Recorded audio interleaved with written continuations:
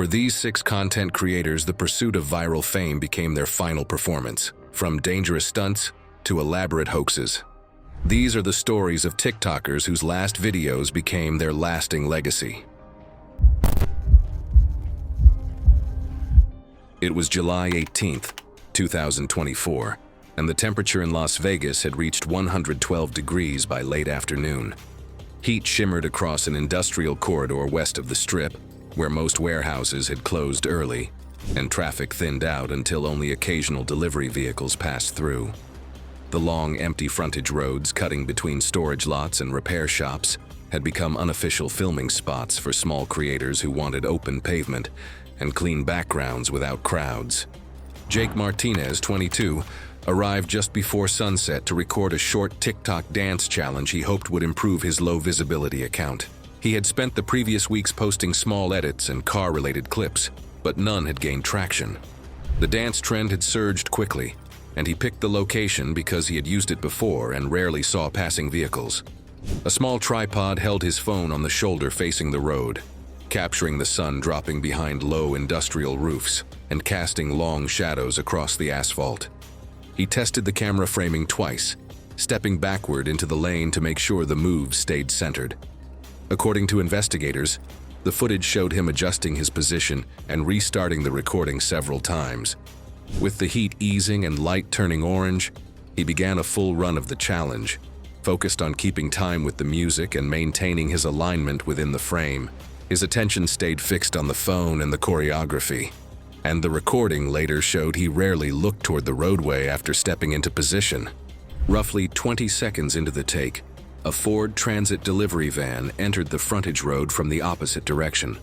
The driver later told investigators he initially saw only the tripod and didn't register a person in the lane until he rounded a slight bend where stacked construction materials partially narrowed the shoulder. He braked and tried to steer right, but the available space along the edge of the lot left little room for an evasive move. Tire marks documented afterward showed a sharp deceleration beginning roughly 60 feet before impact. The collision occurred at low, but fatal speed. The front left corner of the van struck Jake as he turned slightly during the choreography, and the force projected him several feet onto the pavement. The phone remained recording on the tripod until the van came to a stop, capturing only a partial, unfocused view of the aftermath. A passing driver who arrived seconds later placed the emergency call.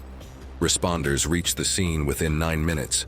Jake was found unresponsive with injuries consistent with a pedestrian impact involving a light commercial van. Paramedics noted significant trauma to the head and torso, and he was pronounced dead at the scene.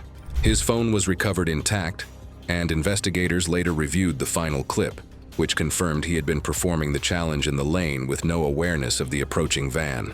Toxicology tests found no substances, and no mechanical issues were identified in the vehicle involved. The official report concluded that the primary cause of death was pedestrian exposure in an active roadway during filming. His TikTok account was later deactivated at his family's request. It was November 12, 2023, and the cool air around Seattle's Pike Place Market carried the mix of rain, coffee, and salt from Elliott Bay as mid-afternoon crowds moved through the narrow walkways. Tourists drifted between produce stalls, fish vendors, and craft booths, while small creators filmed casual clips with the iconic market signs in the background. Rachel Kim, 23, positioned her compact phone setup near the main entrance ramp that overlooked the bustling lower floor. She had built a modest TikTok presence through staged kindness tests, using small social experiments to gauge whether bystanders would step in to help during uncomfortable situations. Over time, she had escalated the scenarios to attract more attention, leaning into increasingly dramatic setups that pushed the boundaries of what the public might interpret as real. Her growing ambition to capture stronger reactions led her to plan a scenario involving a staged confrontation meant to appear spontaneous and shocking on camera.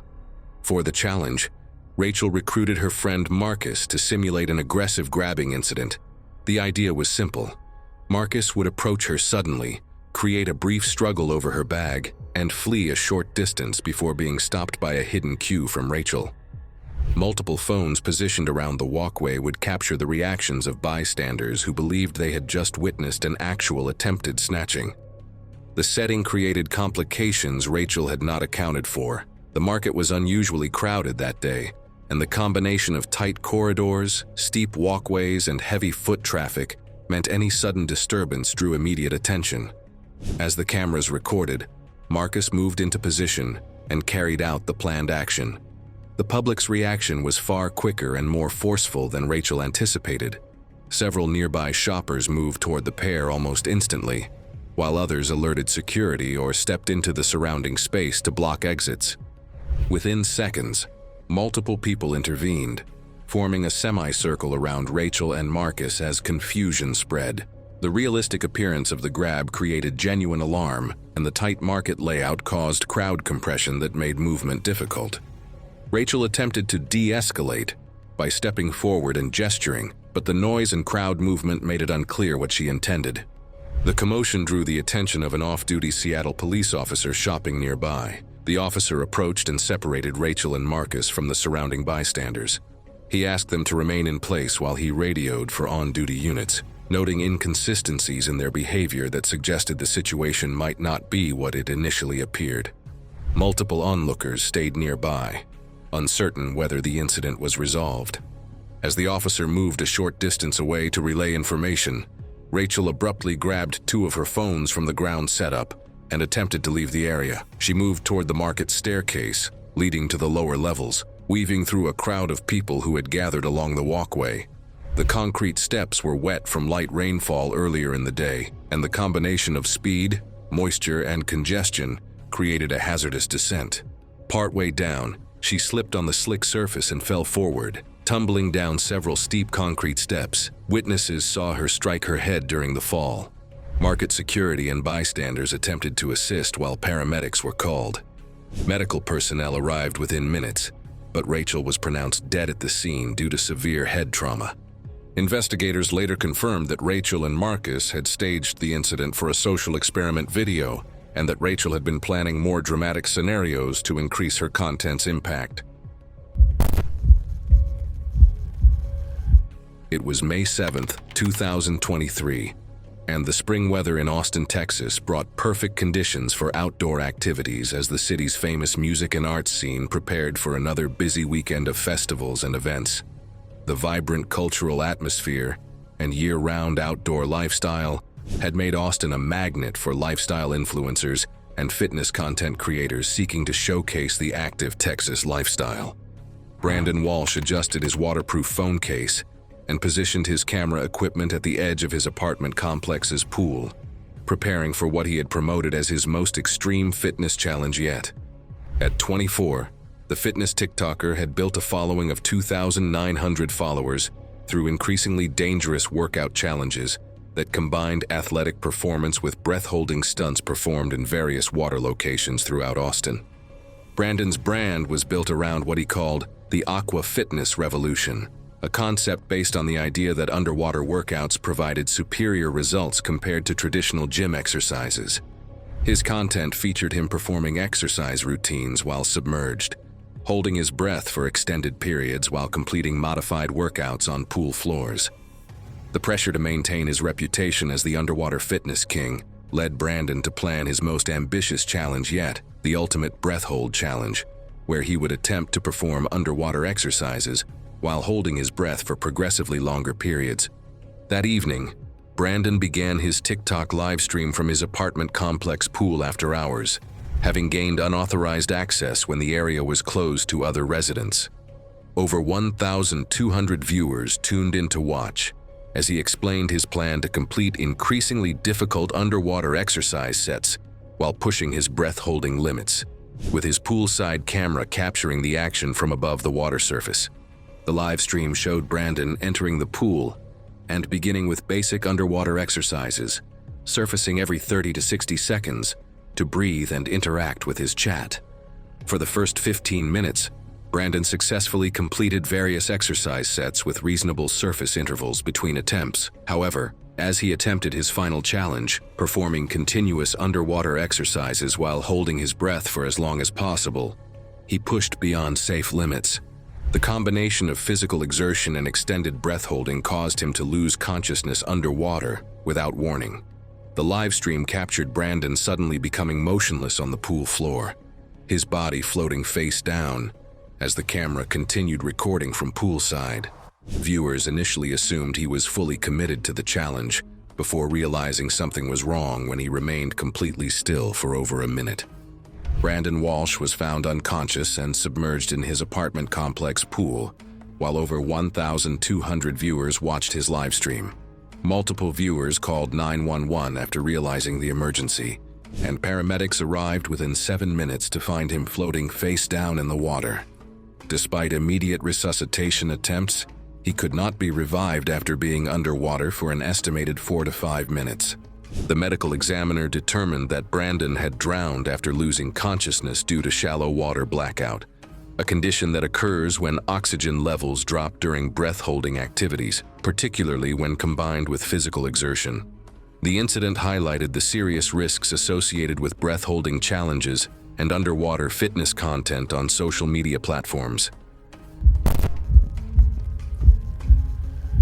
It was February 14th, 2023, and warm winds pushed over South Beach as crowds filled the shoreline, even with rip current warnings posted, and small creators filmed fitness clips along the calm-looking water. Carlos Rivera, 20, secured his waterproof phone case near the waterline and checked the battery level before starting his TikTok livestream. He maintained a small but steady presence on the app, posting short water-based training clips that had gradually shifted from simple pool routines to more unpredictable ocean sessions. His viewers often responded positively when he filmed outdoors, and the combination of exercise and natural surf conditions had become a recurring theme in his content. The holiday gave him an excuse to attempt a longer session in the open water and capture footage he felt would stand out from his usual posts.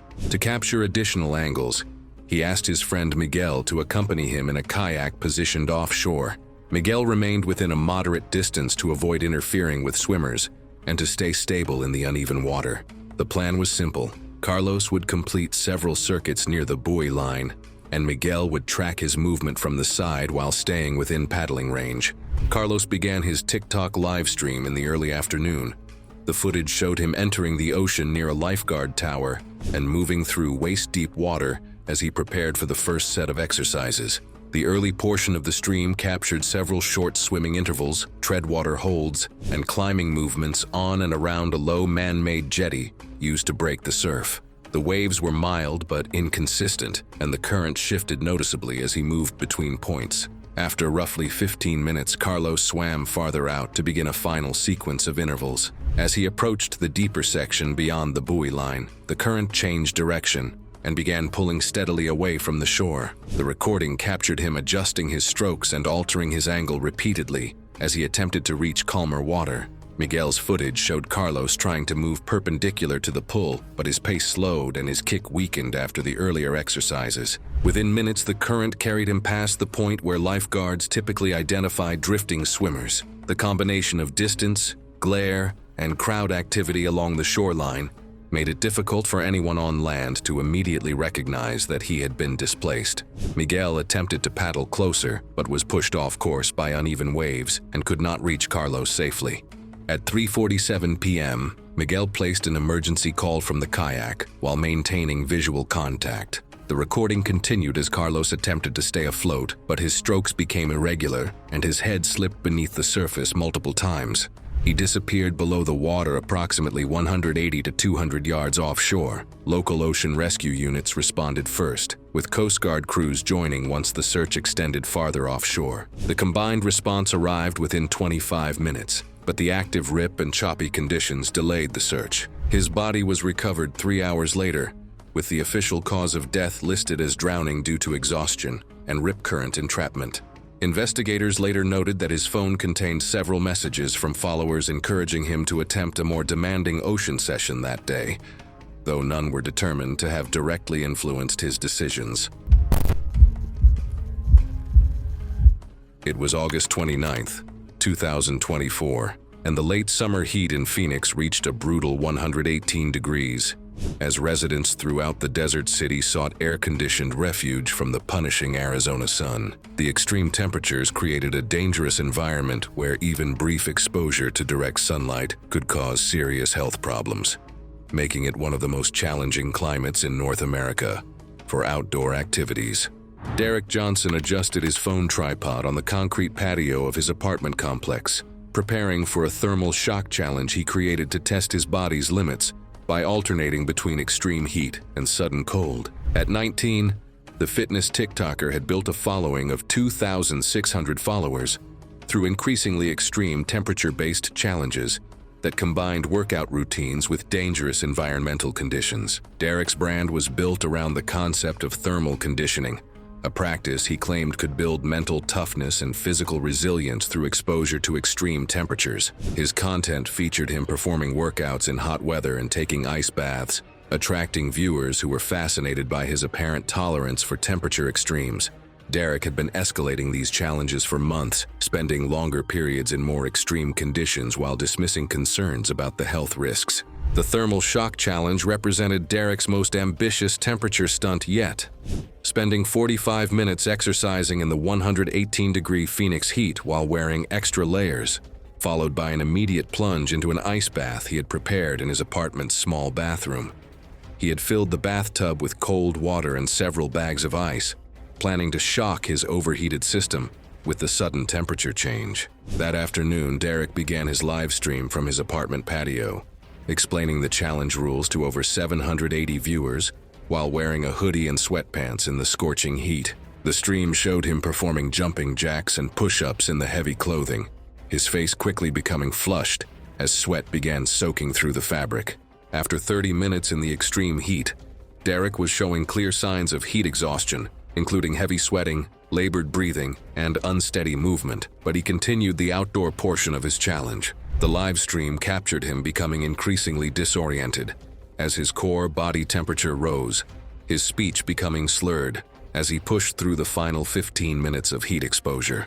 Derek stumbled into his apartment and immediately plunged into the ice bath while his body temperature was still dangerously elevated from the prolonged heat exposure. The sudden temperature change caused his blood vessels to constrict rapidly, while his heart was already stressed from heat exhaustion. The live stream showed him gasping and shivering violently in the tub before his movements became erratic and then stopped entirely. The extreme heat exposure had pushed Derek's cardiovascular system beyond its limits, and the sudden cold shock triggered a dangerous arrhythmia in his already stressed heart. Combined with severe dehydration and heat exhaustion, his body could not cope with the rapid physiological demands of the temperature change. He lost consciousness in the ice bath and slipped beneath the water surface.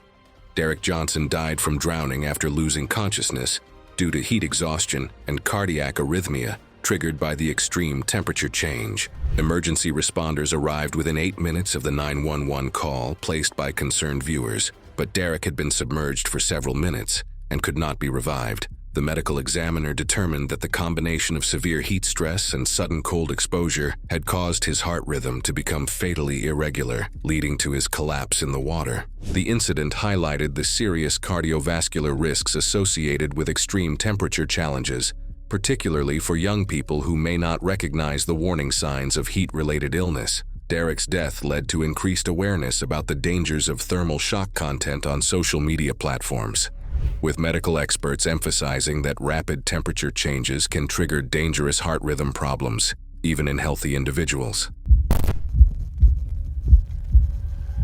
It was October 3rd, 2022, and the autumn air in Portland, Oregon carried the scent of rain and fallen leaves as the city's food truck courts prepared for the evening rush. The Pacific Northwest's reputation for experimental cuisine had long attracted food bloggers and small content creators who filmed challenges against backdrops of steaming carts and neon-lit stalls. Mia Thompson, 25, had built a modest TikTok presence centered on spicy food challenges, relying on her unusually calm reactions to extreme heat. With around 800 followers, she was far from well known, but her videos of tasting ghost peppers without theatrics had earned her a small but loyal group of viewers.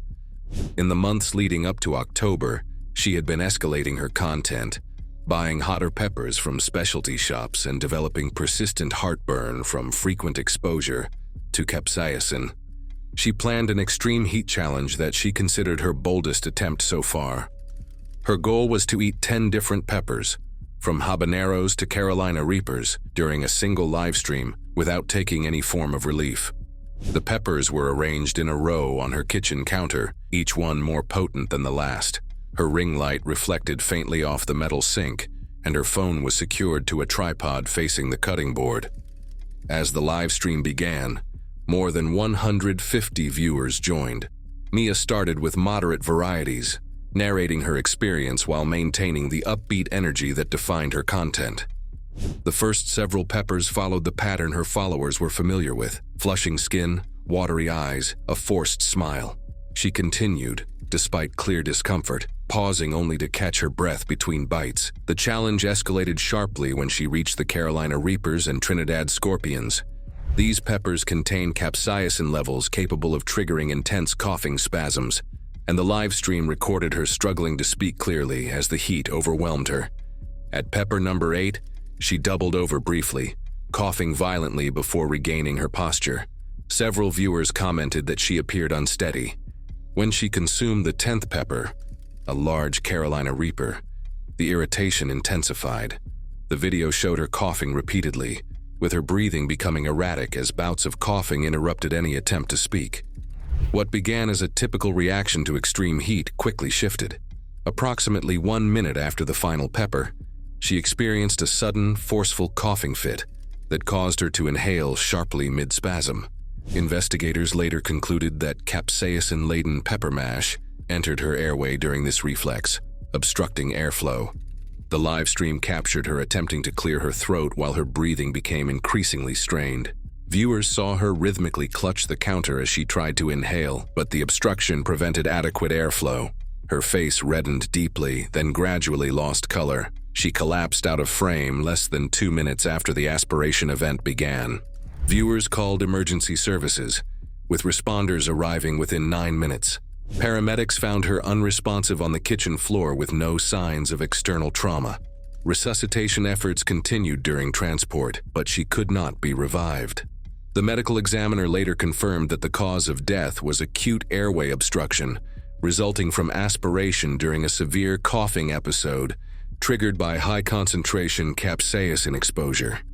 Mia Thompson's death underscored the risks involved in extreme eating challenges, particularly those involving volatile peppers capable of triggering violent reflexes. Her family later used her story to encourage safer guidelines for spice-related content and to warn viewers about the real physiological dangers behind viral food challenges. Thanks for watching. Click the next video to see another story of how internet fame turns deadly.